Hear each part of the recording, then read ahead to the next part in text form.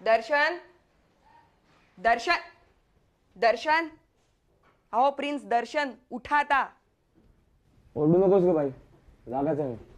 जागाच तर मग उठ आणि हा चहा गरम आहे तोपर्यंत ढोस एकदाचा, नंतर गार झाला की परत किटकिट करशील. तुझ्या वागण्याचा वीट आलाय मला दर्शन. तुझं डॅड म्हणतो ना तेच खरंय. तुझा वेळीच कान फटावायला हवा होता मी. ते केलं नाही ना, त्याचे परिणाम भोगते आता मी. आता हे बघ, तू अवाक्षरही बोलू नकोस माझ्याशी. काल टीव्ही फोडून ठेवलास तू. कसली मस्ती रे तुला एवढी?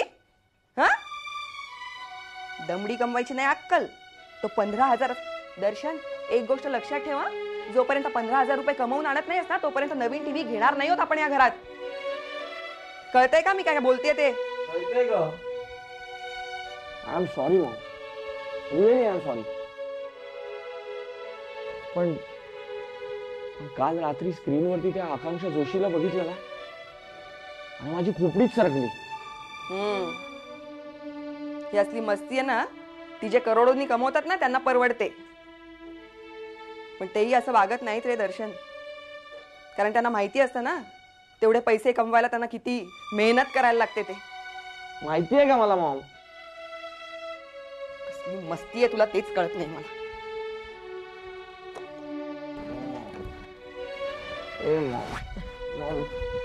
सॉरी ग. शिक्षण नाही, कसली हुशारी नाही, मेहनत करायची तयारी नाही, पैसे कमवायची अक्कल नाही. मॉम तुला सॉरी म्हटलं ना मी. हे बघ आता तू सांगतेस तसंच करूया आपण. जोपर्यंत मी 15,000 रुपये कमवून आणत नाही ना तोपर्यंत आपण टीव्हीच घ्यायचा नाही. ओके? लाडी गोडी लावून मस्का मारून काही फायदा नाही आहे या खेपेला. आणि काय रे, 15,000 रुपये कसे कमवणार आहेस तू? 15,000 ना, मी तू सांग ना कसे कमवू. तू सांगशील तसे कमवून दाखवतो. कर्म माझं, मी सांगणार आणि तू ऐकणार. इतकी वर्ष ओरडतेच आहे रे मी. तुझी शपथ. वा, मी तू शपथ मोडणार की मी चालले लगेच वरती.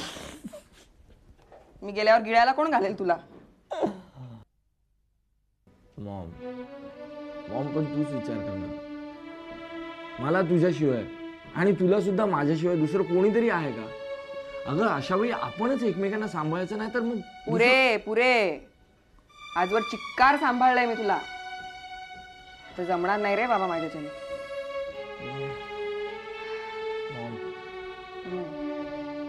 मॉम तू सांगशील तसं मी वागेन. मी म्हटलं ना, आय स्वेअर.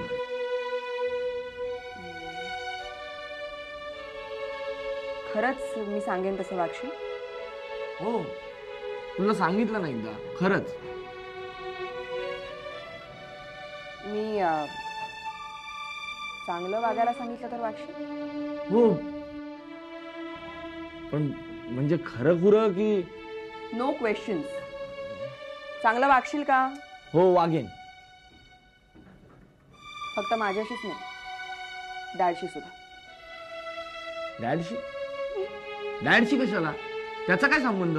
हे बघ मॉम, मी तुला सांगितलं ना प्रश्न विचारायचे नाहीत म्हणून. बरं वागेन. डॅडशी पण चांगलं वागेन. पण त्याचा काय फायदा आहे? मला काय फायदा होणार आहे डॅडशी चांगलं वागल्याचा? सांगते ना मी. हे बघ, मी सांगते तसं जर तू वागलास तर मी तुझ्याशी चांगलं वागेनच. शिवाय डॅडही तुझ्याशी चांगलं वागेन. डॅड पण माझ्याशी. मॉम, तुझ्या डोक्यात काय प्लॅन सुचतो? माझ्या प्लॅन मध्ये तू आणि मी, आपण दोघांनीही चांगलं वागणं आवश्यक आहे. म्हणजे निदान त्याची खात्री तरी पटवायला हवी. कोणाची? डॅडची? करेक्ट. एक पत्थर दो पंछी. ओके. म्हणजे डॅडशी चांगलं वागायची, ऍक्टिंग करायची, खरी खुरी ऍक्टिंग. पुढे पुढे काय, डॅड खुश झाला की तुझे पैसे, तुझे कपडे, तुझी चेन, सगळं काही कसं स्मूथली चालायला लागेल. मान गए मामा. कसं काय सुचतं तुला? Your Maugham is a genius baby. तुला आठवतं का दर्शन, मागे मी तुला एकदा म्हटलं होतं की तू डॅडशी चांगला वाग. मग मी विचार केला की मी पण का नाही त्याच्याशी चांगलं वागून बघू. मी त्याच्याशी चांगली वागले तर कदाचित त्याच्या डोक्यातून आकांक्षाचा आणि तन्वीरचा सुद्धा विचार कायमचा निघून जाईल. राईट?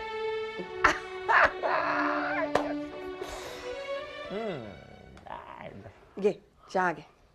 हा मॉम, चहा थंड झालाय. असं काय करतोस तू? तू मगाशी काय म्हणालास मला? तू सांगशील ते ऐकेन. पी आता चहा. Good boy.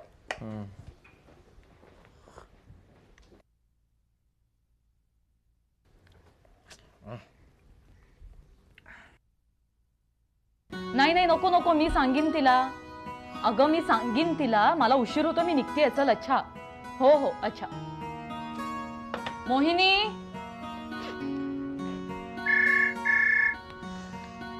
हॅलो. हा बोल. नाही, मी आता नाही येणार आहे ऑफिसला. नाही, मी आता मोहिनीला सेंटरवर सोडायला जातेय. अगं मी कर्व्यांना व्यवस्थित इन्स्ट्रक्शन्स देऊन ठेवलेले आहेत, ते ऍटलिस्ट त्यांना रिसीव्ह तरी करतील. हो, डिस्कशन पण चालू करतील. अगं तोपर्यंत येते मी ऑफिसमध्ये. हो चल, ठेव फोन. अच्छा बाय. हा मुलगी आहे, SSC ची पण तयारी आई बाबांनी करून द्यायची हिच्या. अगं मग त्यात काय झालं? आणि ती नाही म्हणाली तर तुला आणि मला काय कमी हौस आहे? मला तर ना माझ्या 10वीच्या परीक्षांचे दिवस आठवत. काय धांदल उडाली होती माझी. बरं चला. मोहिनी. हिची बॅग रेडी आहे. घे ग तुझी बॅग. वाट लागली. काय म्हणजे तुम्ही कशाला भरलीत माझी बॅग? वा, म्हणजे बाबाने एवढी प्रेमाने भरून दिली, दे केलं कुठल्या कुठे. असं नाही ग, पण स्वतःची बॅग स्वतः भरली ना की हव्या त्या गोष्टी हव्या त्या क्षणी मिळतात. अशीच डोक्यात असलेली हवी ती उत्तरं हव्या त्या क्षणी मिळू देत म्हणजे झालं. काय खरंच देवा, बाबा सांभाळ रे हिला. मला इतकं टेन्शन आलंय ना हिचं. काय ग आई. बरं चला निघूया आपण आता. एक मिनिट. प्रश्नावर जेवढं मन एकाग्र करशील त्याच्या दुप्पट मन एकाग्र त्याच्या उत्तरावर करायचं. काय हे बघ, मी तुला एवढे मार्क्स मिळायला हवेत, एवढे पर्सेंटेज मिळायला हवेत असं काही सांगत नाही. पण तुला जे मार्क्स मिळतील त्याच्यावर तुझी बुद्धी, प्रगती आणि ज्ञान हे सगळं काउंट होईल. हे बघ मोनी, आपल्याला जरी हे पटत नसलं तरी ही काळाची गरज आहे. त्यामुळे जा बा, छान पेपर. हो, आणि छान पेपर लिहिण्याकरता तिकडे छान वेळेतही पोचावं लागतं. चल आता. थांब जरा. आता काय आहे? नमस्कार करू दे ना. हो कर. All the best. यशस्वी. चल.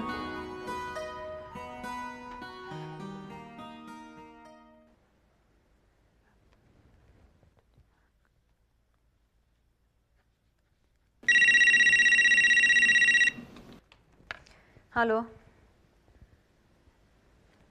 कौशिक सर. Morning sir. हां सर, पण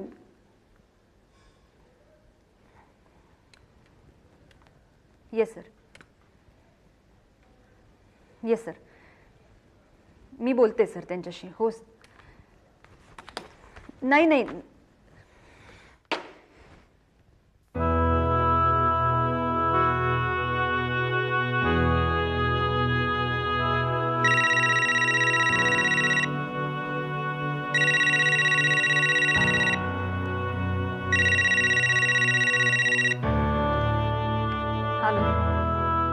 सर. नाही नाही सर, मी कशाला फोन आपटेल. नाही सर, तुमचा काहीतरी गैरसमज होतोय. मला माझ्या ऑफिसमधल्या वस्तूंची काळजी घेता येते. हां हां. Yes sir. Okay sir.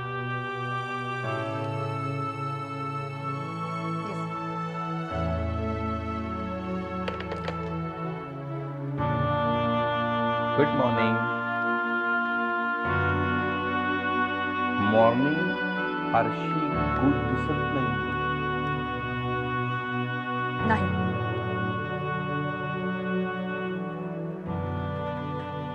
मी का हा प्रश्न विचारू शकतो का? नाही. टेम्परेचर बरंच वाढलेलं दिसतंय. अरे एसी तर चालू आहे. मग शट अप नचिकेत, मला आता काही विचारू नकोस. एकच आणि शेवटचा प्रश्न विचारतो. बाहेर जे 2 जोकर बसलेत ते कोण आहेत? आणि ते म्हणे माझी वाट पाहत बसलेत. आपल्या लाडक्या कौशिक सरांनी त्यांना आपल्या नाही, तुझ्या लाडक्या कौशिक सरांनी खास दिल्लीहून पाठवले त्यांना इथे. कशासाठी? माझ्यावर विश्वास राहिला नाही ना आता, त्यामुळे वीरेंद्र शिरोडकरांची स्टोरी करण्यासाठी ह्यांना खास दिल्लीहून बोलवण्यात आलंय. केव्हा? आत्ताच. सकाळपासून 2दा फोन येऊन गेले त्यांचे. मग आता मी काय सांगायचं? तू काय वाटेल ते सांग, पण मला काही विचारू नकोस प्लीज. ठीक आहे, मग मी त्यांना पाठवून देतो शूटिंगला. कुठे? वीरेंद्र शिरोडकरची स्टोरीच्या. अरे पण ते काय शूट करणार?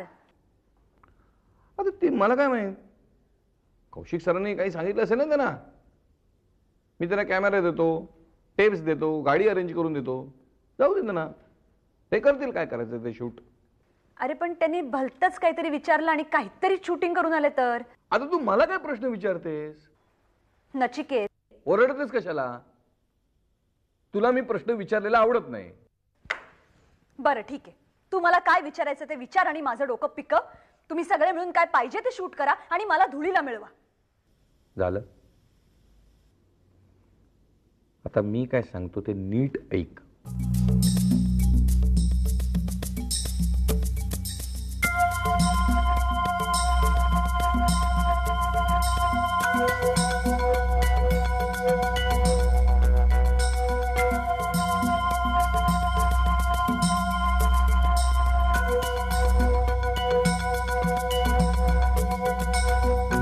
Okay madam? Okay sir. Export डिव्हिजनसाठी अंदाजे किती पैसे लागतील, त्यातले आपण किती उभे करू शकू, कर्ज किती उभं करावं लागेल, त्याचा आपल्यासाठी बनवलेला हा रिपोर्ट. हो, अर्थात मी 1-2 बँकांशी प्राथमिक बोलणं केलंय. कर्वे साहेब, पैसे उभे राहतील, तो प्रश्न नाही आहे. काय नवीन प्लॅन उभा करायचा असेल तर जमीनही घेण्याची गरज नाही, कारण ती आपल्याकडे आहे. प्रश्न एवढाच आहे मॅडम की हे सगळं आपल्या प्रोडक्शनला झेपणार आहे का, नाहीतर सगळ्याच घोळ व्हायचा. काय मिस्टर लाट? प्रामाणिकपणे सांगू, नाही झेपणार. म्हणजे मॅडम, मी मागच्या मीटिंगमध्ये हेच सांगितलं होतं. आपल्याकडच्या कामगारांचं आज सरासरी वय 42 वर्ष आहे.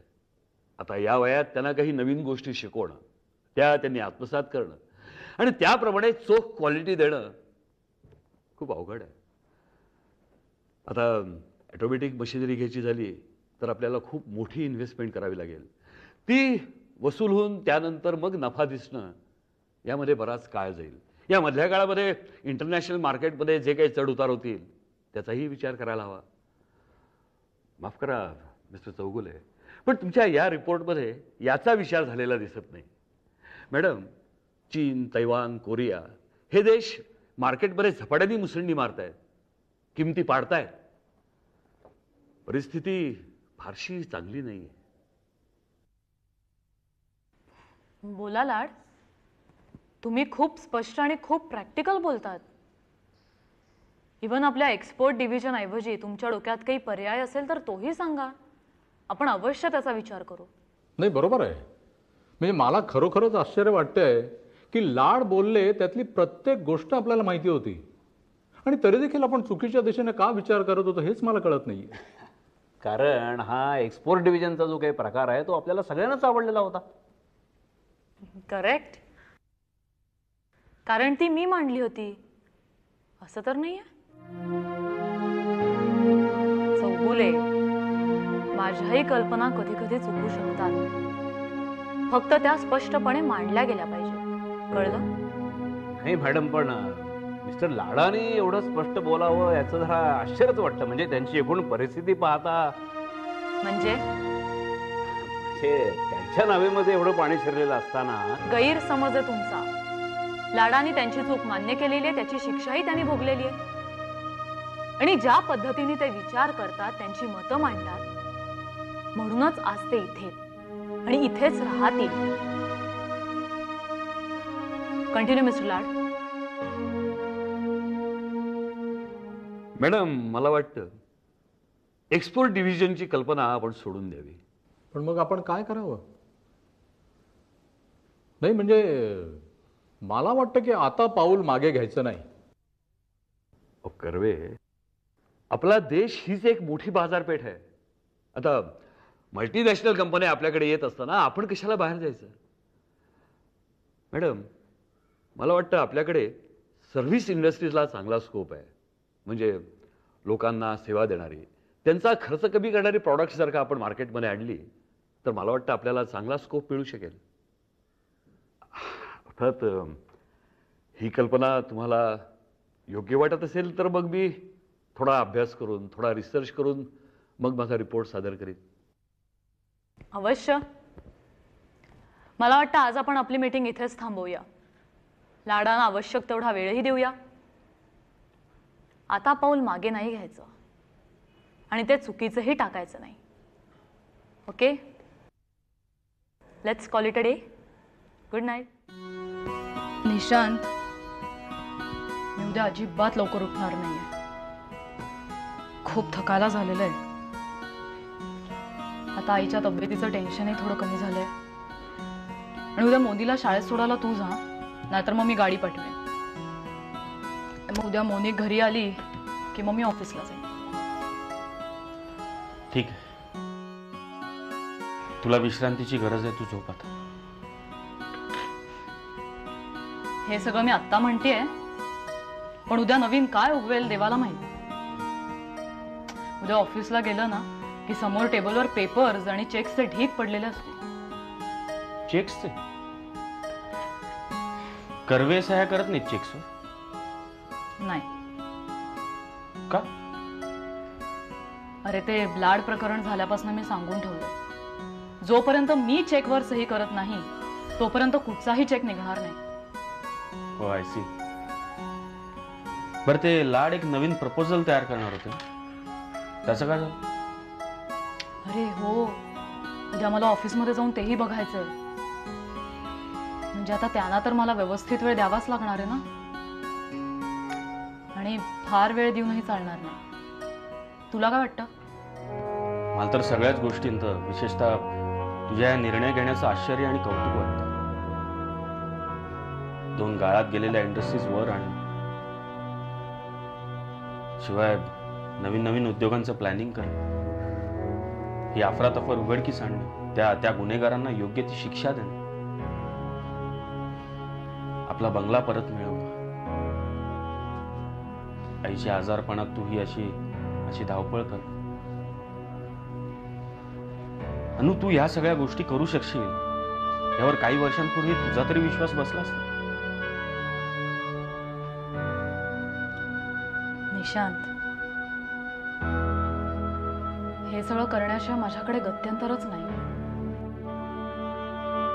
मला हे जमणार नाही, ते जमणार नाही, हे असं म्हणायला संधीच नाहीये. मला माहिती, हे सगळं माझ्यामुळे झालं. अजिबात नाही. हे सगळं मी तुझ्याकरता करते. तुला फक्त स्वतःच्या बंगल्यातच नाही, तर स्वतःच्या गाडीने, स्वतःच्या ऑफिसमध्ये, स्वतःच्या केबिनमध्ये, स्वतःच्या खुर्चीवर मला तुला बसवायचंय. मला माहितीच. बरं, तू दमलेस, झोप आता.